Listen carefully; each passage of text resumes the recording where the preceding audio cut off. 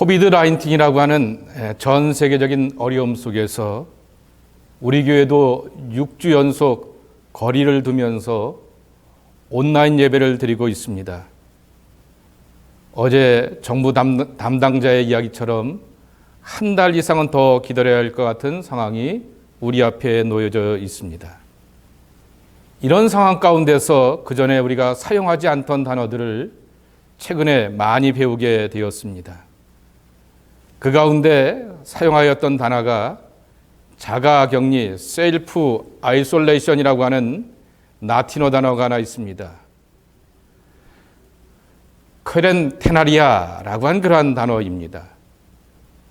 이 쿼런틴이라고 하는 이 자가격리의 어원이 되게 되는 쿼런테나리아라고 하는 이 단어, 이 말의 뜻은 여러분 커트라라고 하는 말에 4 혹은 40이라고 하는 숫자를 의미하는 것처럼 40일을 의미하는 그러한 단어에서 이 쿼런틴이라고 하는 단어가 왔다라고 하는 것입니다.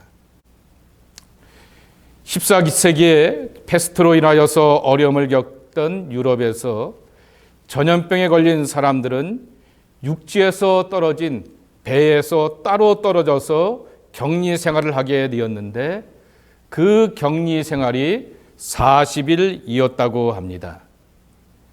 기독교 세계관이 지배하게 되었던 14세기의 중세 유럽은 패스트가 마귀의 장난과 시험이라고 생각하였습니다.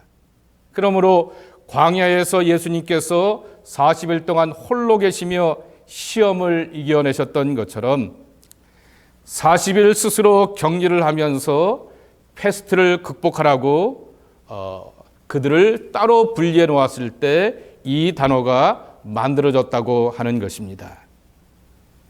비슷하게도 공교롭게도 예수님의 고난과 십자가를 묵상하는 사순절 기간에 그리고 부활을 기다리는 이 40일의 절기 가운데 2020년의 코로나 바이러스로 인하여서 정말 원치 않는 분리와 격리의 생활을 하게 되었고 많은 사람들이 경제적으로 육체적으로 관계 속에서 시험과 연단을 겪게 되었던 것입니다.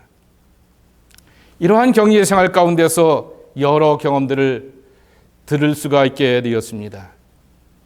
지난 한 주 동안 고난주간을 맞아여서 저는 저녁마다 6번 속회를 드리면서 우리 속도원들을 화상 이 줌으로 만나게 되었습니다. 여러 성도들의 나눔과 간증을 들으면서 참으로 어려운 시간들을 지내고 있었구나라고 하는 것을 알게 되었습니다.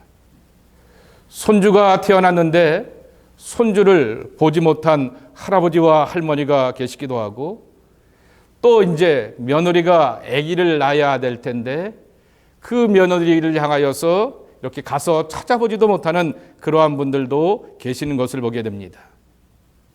당연히 비즈니스가 문을 닫았기 때문에 어렵고 힘들어 하시는 분들도 계십니다. 혼자 계시기 때문에 외로운 분들, 사람을 만나고 사람들과 더불어서 대면하면서 기쁨과 교제를 못하는 분들도 있습니다. 또 어떤 분은 자녀들이 어머니를 굉장히 끔찍하게 잘 생각하고 있기 때문에 잘 계시겠지라고 그렇게 생각하게 되었는데 편찮으셔서 그것이 혹시나 이게 바이러스 문제가 아닐까라고 하여서 자녀들과 스스로 격리하여서 외롭게 지내셨던 그러한 분도 계시다라고 하는 소식도 듣게 되었습니다.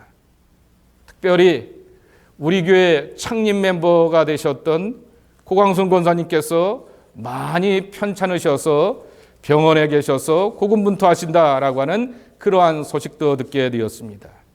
기억하시고 기도 많이 해주시길 바랍니다. 우리의 지난 40일은 너무나 힘들고 어려웠습니다.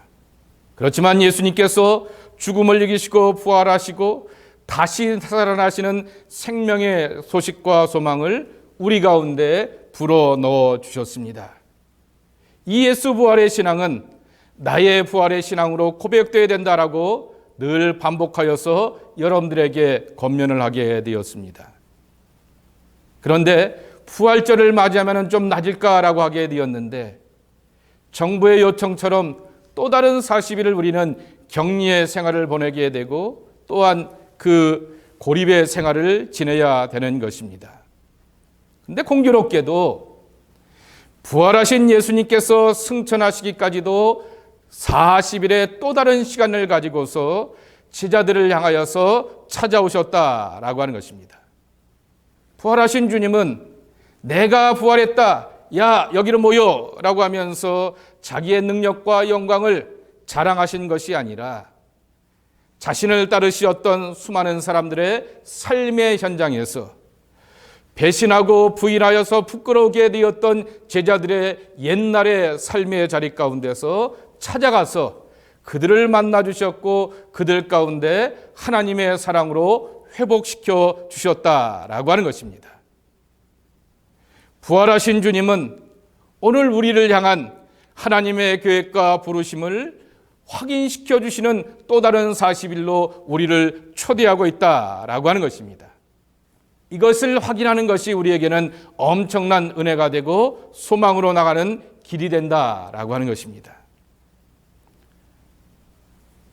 좀 전에도 말씀을 드렸듯이 우리의 현실은 아이들의 계약이 5월로 연장되었고 비즈니스의 개업도 다시금 다음 달 10일, 13일까지 제한되는 그러한 격리의 생활을 하게 되는 것입니다. 그러나 이 40일을 우리는 이렇게 겪었으면 좋겠습니다. 부활 이후의 40일, 예수님께 설득당하는 40일, 그리고 새로운 부르심과 사명으로 나가는 40일로 맞이해야 하겠다라고 하는 것입니다. 분명히 제가 장담하고 확신할 것은 이 코로나 바이러스의 재앙의 끝날이 올 것이다 라고 하는 것입니다. 새로운 날이 오게 되고 회복의 날이 올 때 우리는 어떻게 이 날을 맞이해야 하겠는가 라고 하는 거죠.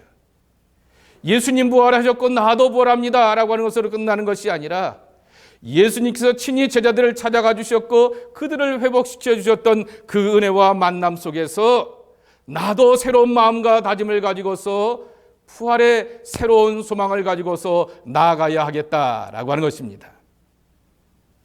오늘 본문을 보시게 되면은 읽지 않았지만 바로 18절 말씀에 보게 되면은 막달라 마리아가 부활의 주님을 만나고 부활의 주님과 함께 교제한 다음에 제자들에게 심차게 달려가서 내가 주를 보았다 라고 하면서 기쁨과 감격 가운데서 내가 만난 부활의 주님을 자신 있게 전하고 증거하게 되었습니다.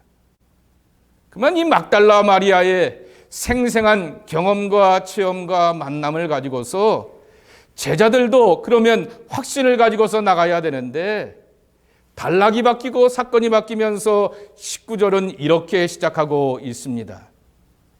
안식 후 첫날 저녁 때 제자들이 유대인들을 두려워하여 모인 곳의 문들을 닫았더니 라고 하는 것입니다. 분명히 부활의 주님을 만난 사람들로부터 기쁨의 소식을 들었으면 담대함과 확신을 가지고서 어떻게 주님을 만날까라고 하면서 다음 스텝을 생각해 보아야 되는데 여전히 그들은 두려움의 사람이었고 염려의 사람이어서 물리적인 문만 닫아버린 것이 아니라 신앙의 문도 마음의 문도 하늘 문도 닫아놓고 있는 그들의 모습을 지켜보게 되는 것입니다. 얼마나 두렵고 근심되었으면 그렇게 했을까? 우리는 제자들을 향하여서 비난하기 전에 이 재앙 가운데서 우리가 경험하면서 우리의 염려와 초조함 가운데서 그 마음을 헤아려 보게 되는 것입니다. 근데 예수님은 그들에게 나타나셔서 이렇게 말씀하십니다. 너에게 평강이 있을지어다 라고 하는 거죠. 평강 대신에 그들의 마음 가운데 두려움과 염려와 사람과 세상을 향한 초조한 마음이 찾아왔기에 예수님은 그들을 향하여서 Peace be with you 라고 하는 너희들에게 평화가 있기를 라고 하는 그러한 말씀을 선포하셨다라고 하는 것입니다. 여러분 잘 아시는 리차드 범블람트, 이 루마니아의 차우세스크 정권 아래서 오랜 신앙의 연단을 겪게 되었던 이가 있지 않습니까? 1948년 그는 이 감옥 생활을 하게 되면서 이 감옥 생활 가운데서 자기의 미래와 목숨에 그러한 염려가 다가오게 되었고 자기의 삶이 끝난 것이 아닌가라고 하는 초조한 마음이 찾아오게 되었던 것입니다. 그때 그는 하나님의 말씀을 찾아보고 묵상하는 것 가운데서 위대한 발견을 하게 됩니다. 두려워하지 말라라고 하는 Don't be afraid라고 하는 이 말씀이 365번이라고 하는 이 기록이 있었다라고 하는 것이죠. 그때 그가 깨닫고 경험하게 되었던 것이 매일매일의 우리의 삶 가운데서 염려하고 걱정하고 두려워하게 되지만은 매일매일 하나님은 나의 삶 가운데 임마누엘로 함께해 주셔서 두려워하지 말고 염려하지 말고 믿기만 하라라고 하는 그러한 말씀 속에서 우리와 함께하여 주신다라고 하는 것입니다. 사실 성경을 보게 되면은 믿음의 조상 아브라함도 창세기 13장과 15장 말씀을 살펴보게 되면은 내일의 삶에 대하여서 염려하고 걱정합니다. 재산의 발을 잃어버리게 되어서 어떻게 내 미래를 열어갈까라고 하면서 조카와의 이별 속에서 염려하고 걱정합니다. 그리고 전쟁터에 나가서 싸워본 다음에 승리를 거두게 되었지만은 또 승리 후에 찾아오게 되는 적들의 침투와 공격에 대하여서 염려하고 걱정합니다. 믿음의 조상도 염려하고 걱정하면서 긴 밤을 지새기도 하였다라고 하는 것이죠. 하나님의 승리 속에서 늠름하고 담대하게 되었던 엘리야도 쫓기는 자가 되보게 되니 죽음의 공포와 염려 가운데서 절망하고 좌절하게 되면서 하나님께 하소연하는 것을 우리는 잘 알고 있습니다. 엘리엘리 라마 사박단이 이것은 예수님이 인용한 규절이고 이 말씀은 시편 21편 다윗에 나오는 고백이라고 하는 것이죠. 나의 하나님 어찌하여 나를 버리셨나이까 라고 하는 이 고백, 성경을 그대로 찾아보게 되면 시편 22편 1절에 보게 되면 어찌 나를 돕지 아니하시오며 내 신음소리를 듣지 아니하시나이까. 우리는 푸른 초장 실만한 물가에 하나님을 향해서 고백하게 되었던 다윗만을 기억하게 되지만은 다윗도 신앙의 절규 가운데서 삶의 절망 가운데서 이러한 탄식과 고백으로 하나님 앞에 나갈 수밖에 없는 연약한 존재였다라고 하는 것입니다. 제가 종종 찾아보게 되는 어느 블로그가 있는데요. 어느 신문의 종교 전문 기자가 쓰게 되었던 글을 쓰는 곳인데 그 블로그에 보게 되면은 두려움의 예화에 대한 길들을 보게 되었습니다. 중세 때 어느 마을에 죽음의 사자가 찾아오게 되었고 그 죽음의 사자가 그 마을 사람들 가운데 돌림병을 주면서 사람들의 생명을 걷어가려고 마음을 먹게 되었습니다. 그러면서 마을의 신부에게 돌림병으로 이 마을 가운데서 400명이 죽을 것이다 라고 이야기를 하게 됩니다. 그러자 신부는 이 마을 사람들을 살릴 마음을 가지고서 죽음의 사자와 단판을 지어서 사망자의 숫자를 100명 반으로 딜을 하면서 줄여놓았다라고 하는 것입니다. 그런데 돌림병이 지나고 난 뒤에 이 마을의 모든 사람들을 살펴보게 되니 무려 700명이 죽고 나가게 되었다라고 하는 것입니다. 그러자 이 신부는 죽음의 사자를 만나서 따지게 되었다라고 하는 것입니다. 그러자 죽음의 사자가 이렇게 대답을 하였다고 합니다. 나는 원래 약속대로 100명밖에 죽이지 않았어. 나머지 600명은 죽음으로 염려로 말미암아 죽은 것이자 라고 이렇게 대답을 하였다라고 하는 것입니다. 그 블로그에 보게 되니까 그 예와 이 표현이 이런 예가 있는데 우리가 다시 한번 생각해 봐야 될 것입니다. 염려하려면 두 가지만 염려하라라고 하는 것이죠. 지금 아픈가 아니면 안 아픈가. 안 아프면 염려하지 말라. 아프면 두 가지만 염려하랴. 고칠 병인가 못 고칠 병인가. 그리고 고칠 병이면 염려하지 말고 못 고칠 병이면 두 가지만 갖고 염려하라. 죽을 병인가 아니면 안 죽을 병인가. 안 죽을 병이면 염려하지 말라라고 하는 것이죠. 죽을 병이면 두 가지만 염려하라라고 하는 것입니다. 천국 갈 것인가 지옥 갈 것인가. 그리고 천국에 갈 것이라고 하면은 염려하지 말라라고 하는 것입니다. 그러면 지옥에 갈 것이면 어떡하냐라고 하는 것입니다. 지옥에 갈 놈이 무슨 염려가 있느냐라고 하는 것이죠. 그냥 가버리면 되지라고 하는 그러한 예화인 것입니다. 여러분, 예수님의 산상수훈의 말씀이 마태복음 5장서부터 7장까지의 말씀에 담겨져 있습니다. 네, 마태복음 7장을 보시게 되면은 기도에 대하여서, 금식에 대하여서, 개인의 경건에 대하여서 말씀하고 있는데요. 앞장 5장에 보게 되면은 이런 권면이 있게 되는 것이죠. 오른뺨을 치면 왼뺨까지도, 오리를 가자고 하면은 십리를, 속옷을 달라 하면은 겉옷을 내어주라라고 하면서 굉장히 파격적인 그러한 선언의 말씀을 하고 있습니다. 우리가 알고 있는 상식을 뛰어넘는 그 같은 하나님의 파격적인 그러한 세계를 향하여서 이 예수님께서 소개하여 주고 있는 것입니다. 이 말씀을 듣게 되었던 제자들의 입장에서 보게 되면은, 야, 예수님이 너무나 젊으셔서 세상의 물정을 모르시는 거 아니야? 우리가 얼마나 힘들고 어렵게 살고 있는데 그렇게 겉옷도 내어주고 속옷도 내어주고 심리까지 가면서 우리의 에너지와 시간과 삶을 소비하려고 하는 것이야 라고 이렇게 생각할 것도 있을 것입니다. 그런데 이 5장의 이 파격적인 선언 다음에 6장에 보게 되면 예수님께서 제자들에게 뭐라고 말씀하시냐고 하면은, 무엇을 먹고 무엇을 입고 무엇을 입을까 현실의 삶에 대하여서 염려하거나 걱정하지 말라라고 하는 것입니다.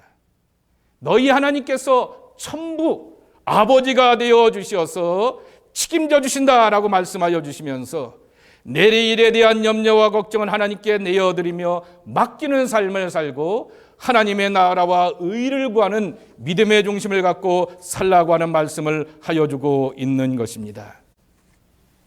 아파트나 콘도에 사는 분들은 밖에 나가기 전에 문 밖에서부터 걱정하게 되고 긴장하게 됩니다. 통로에서 누구를 만나면 엘리베이터에서 만나는 사람이 혹시나 라고 하면서 익명의 사람들에 대하여서 두려움이 더 하나 있기도 합니다. 그리고 혹 밖에 나가서 누굴 만날지 어떻게 하라 라고 하면서 그러한 염려와 걱정의 마음이 찾아오기도 합니다. 지금 제자들의 심정이 우리가 이렇게 갖는 그러한 염려와 심정의 마음으로 세상을 향하여서 사람들을 향하여서 조심하면서 두려워할 수밖에 없었기 때문에 차라리 나가지 말고 문을 닫아두고 여기 머물자라고 하면서 꽁꽁 닫아두면서 그들만의 세계 가운데 있게 되었다라고 하는 것입니다. 근데 이렇게 숨어있는 제자들을 향하여서 예수님이 친히 찾아와 주셔서 너희에게 평화가 있기를 이라고 말씀하여 주시면서 두려움을 대신하는 하나님의 평안이 예수님의 선포를 통해서 그들 가운데 충만하게 임하였다라고 하는 것입니다. 여러분들을 향하여서 선포하고 여러분의 가정을 향하여서 선포합니다. 세상을 향해서 닫아놓을 수밖에 없고 마음을 열지 못하는 우리의 모습이지만은 이 두려움의 세상을 향하여서 주님 말씀하시게 되었던 너희에게 평안이 있기를, Peace be with you, 이것이 바로 여러분의 평안이 되고 예수님의 평안이 되기를 주님의 이름으로 축복합니다. 두 번째로는 예수님께서는 이렇게 두려워 꽁꽁 숨어있는 제자들을 향하여서 하나님의 부르심으로서 다시금 회복시켜 주셨다라고 하는 것입니다. 여러분, 교회라고 하는 히라버 단어가 이클레시아입니다. 여기서 앞에 나오는 이크라고 하는 말은 엑스라고 하는 것입니다. 밖으로라고 하는 것이죠. out of라고 하는 말이죠. out of라고 하는 말을 우리가 쓰지 않습니까? 그 밖으로입니다.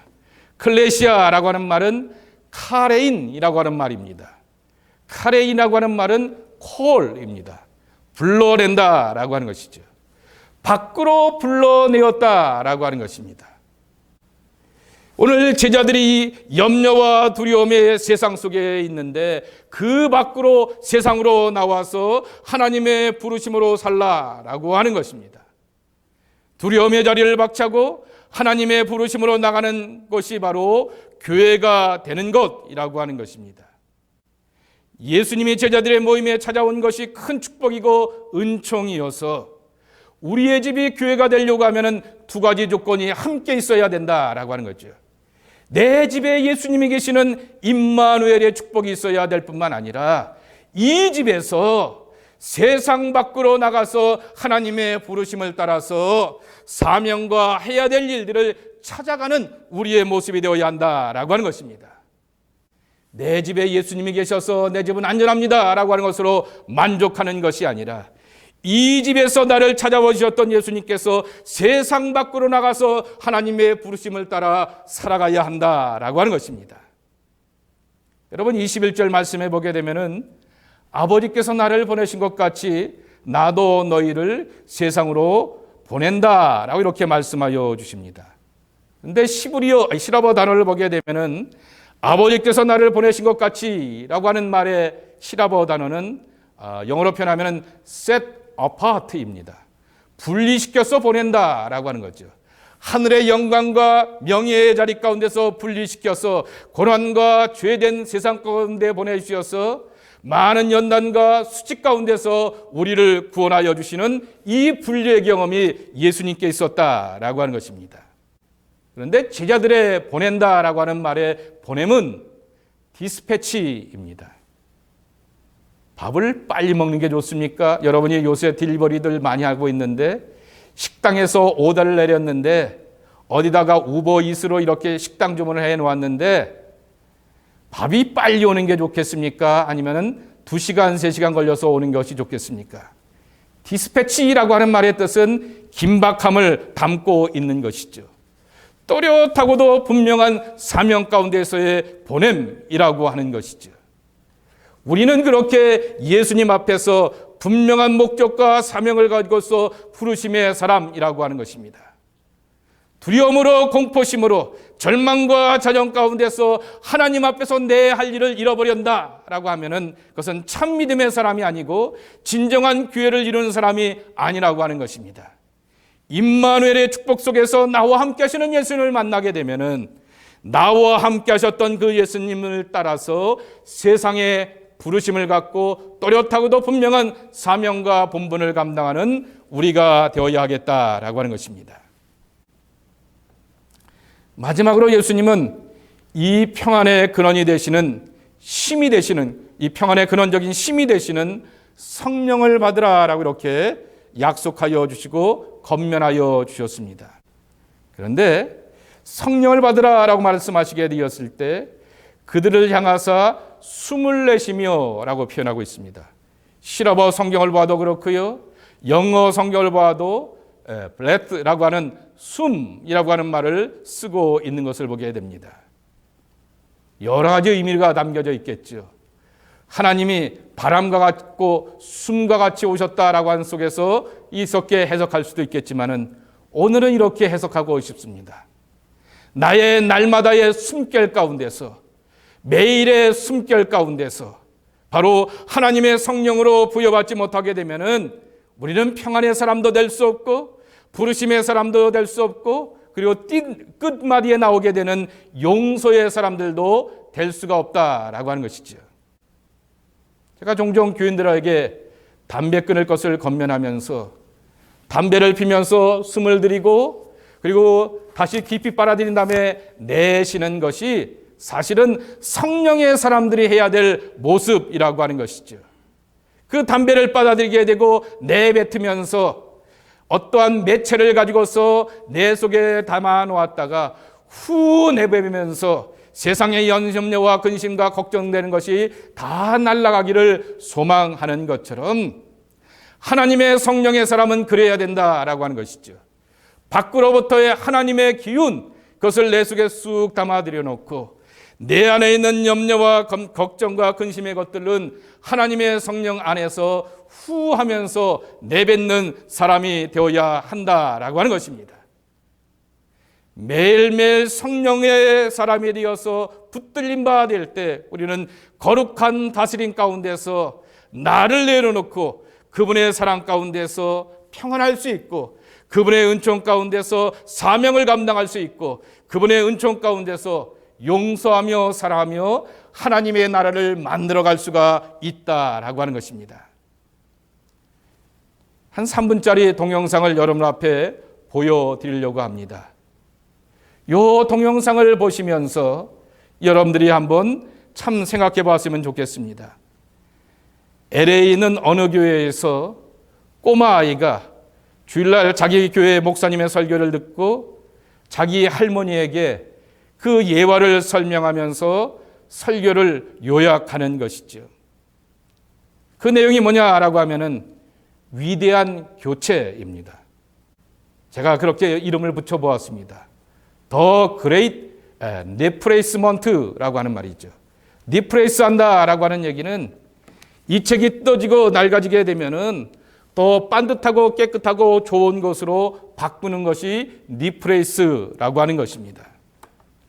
천국 가려고 하면은 이 땅에서 내가 소중하게 여기는 모든 것들을 다 내려놓아야 하듯이 예수님의 평강으로 우리가 살아가려고 하고 예수님의 부르심과 사명으로 우리가 정말 흔들리지 않고 반듯하게 살아내려고 하게 되면은 내 안에 담고 있는 염려와 걱정과 지극히 인간적인 것들을 다 내놓아야 할 것입니다. 그때 하나님의 성령께서 우리 안에 충만히 거하여 주시어서 하나님의 뜻을 이뤄가면서 세상 가운데서 거룩하고 담대함으로 살아가며 주님과 함께 부활의 승리로 살아갈 수가 있다라고 하는 것입니다. 이 은혜 안에 살아는 강림의 모든 식구들가 되기를 주님의 이름으로 간절히 축원합니다. 아버님, 내가 비디오에서 봤는데 김호준 목사님이 이랬어. 비디오 너무 감동이야. 그러니까 어떤 거지가 있었어. 근데 그 거지가 밥을 못 먹어가지고 죽을 뻔했어. 근데 그때 왕이 그 길을 거리고 있는 거야. 그러니까 왕이 이랬어. 너는 이제 내 아들이다. 너는 이제 궁전에 와서 나랑 같이 살 거다. 라고 말했어.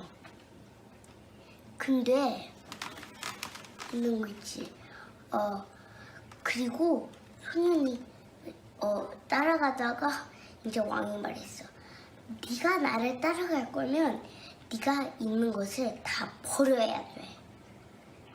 다 버려. 왜냐면 그래서 소년은 자기 물건들을 바라봤어. 먼저 깡통. 그 깡통이 없었다면 밥을 못 먹어. 굶어 죽을 뻔했어. 그 다음에 이제 담요를 봤어. 그렇게 바람이 불을 때 담요가 지켜줬지. 근데 그 담요랑 깡통을 버리라는 거야. 너무 심각하지 않아? 그리고 마지막 수저는 제일 아끼는 거였어. 수저가 없었으면 밥도 못 먹었을 거야. 수저를 가장 좋아했어. 근데 그거를 다 버려. 그러니까 왜 버려야 돼? 그냥 나랑 같이 궁궐에 갖고 가면 안 되냐고. 근데 왕의 생각 아니면 말은 바뀌지 않아. 안 돼. 다 버려야 돼.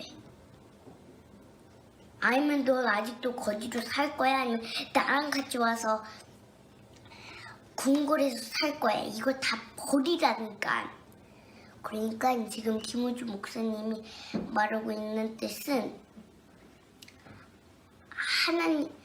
이거 하나님 진짜 막 하나님보다 뭐를 더 좋아하면 안 된다고. 하나님이랑 같이 헤이븐로 갈 거면 아무것도 들고 갈 수 없어. 깡통 그런 거를 갖고 가면 지금 하나님이 보시기에는 우리는 지금 거지야. 우리는 full of sin. 여기 sin이 너무 많아. 우리는 지금 거지야. 근데 하나님이 우리를 그렇게 사랑해서 지저스를 보내서 죽었지. 그러니까 3일에 일어났어. 그러니까 요거를 다 버리고 하나님을 믿으러 헤븐로 가는 거야.